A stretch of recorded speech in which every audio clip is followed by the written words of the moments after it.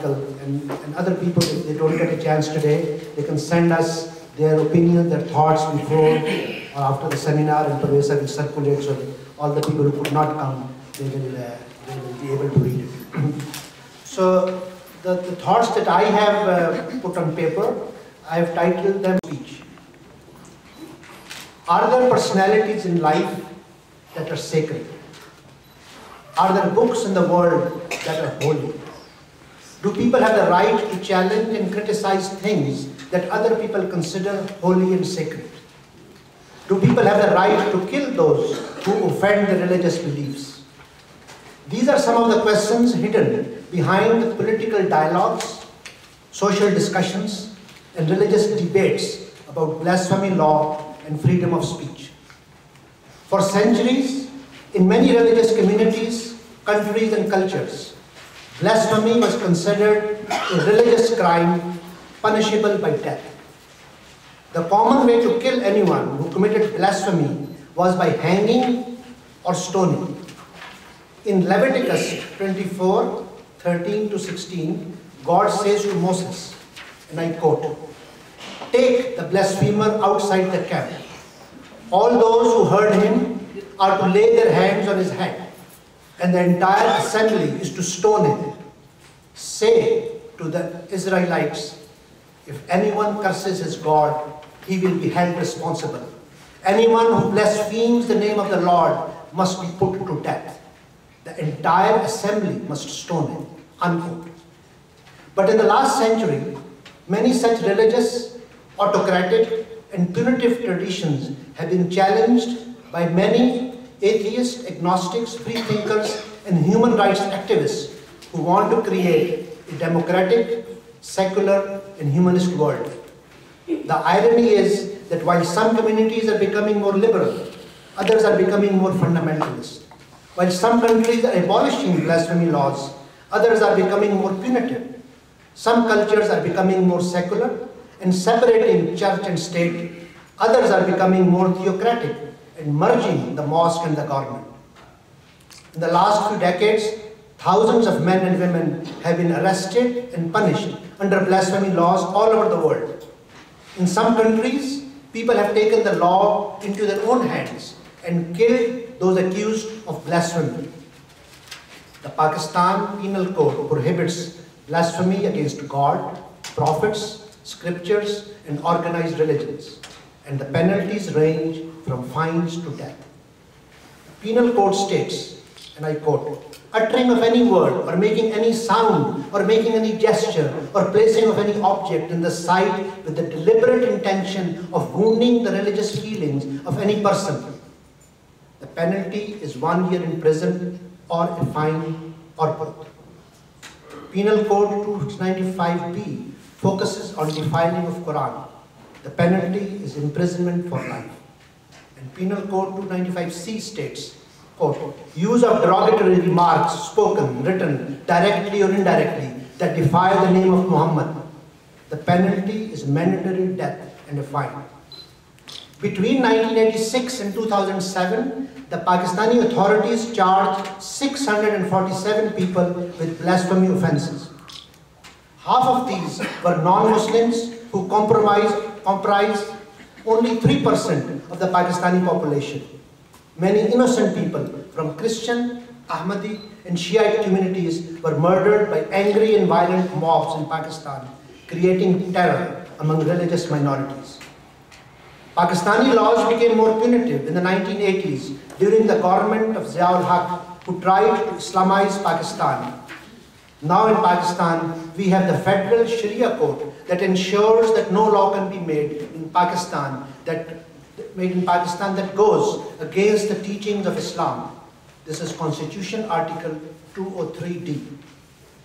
The blasphemy law in Pakistan has many tragic stories attached to it.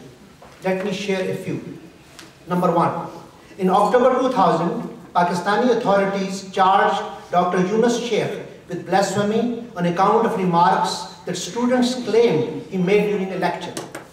A judge ordered that Dr. Sheikh pay a fine of 100,000 rupees and that he be hanged.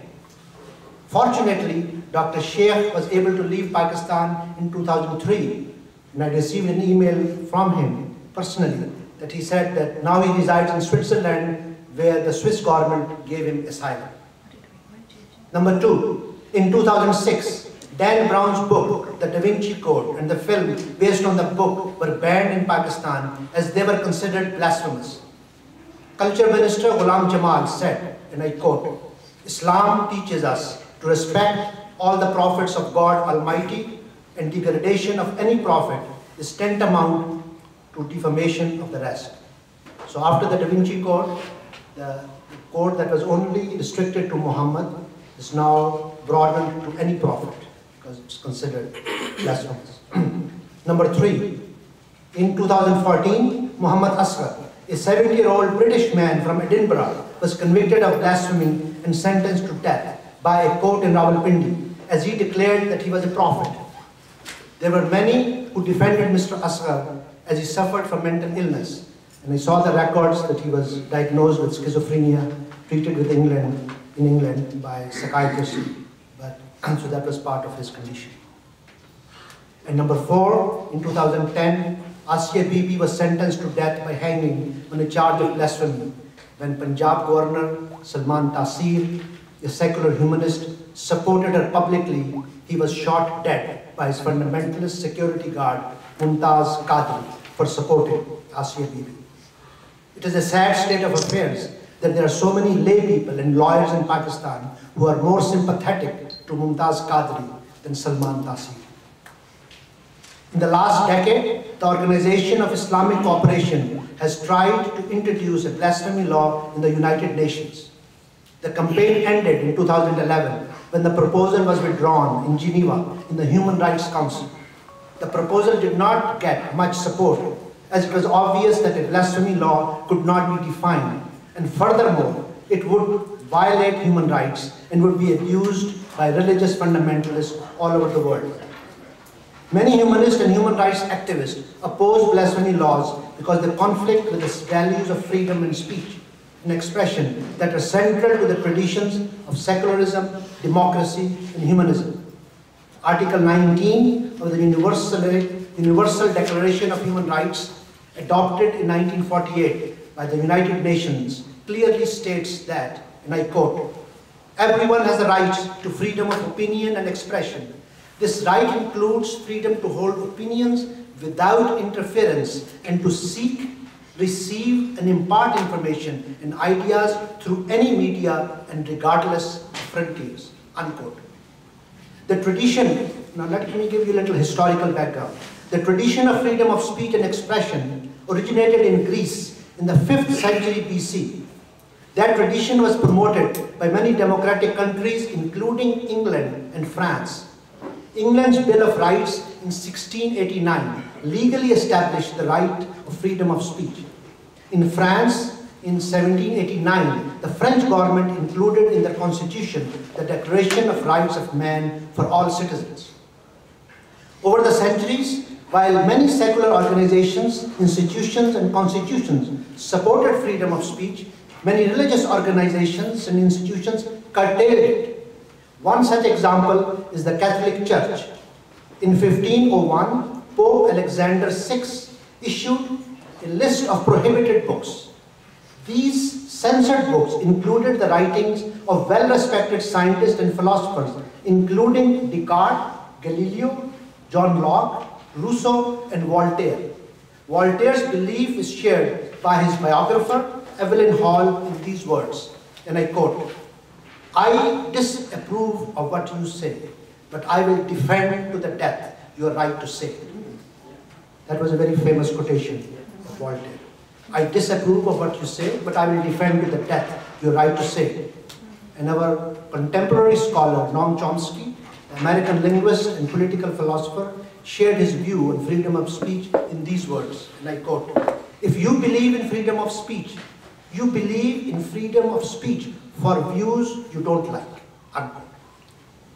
In the last paragraph, many Canadians are unaware that a blasphemy law is still present in the Canadian Criminal Code.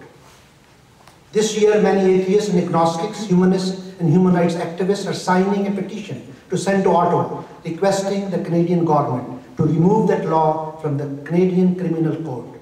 They believe that such a law is in conflict with the values of secularism and democracy that Canadians value and cherish.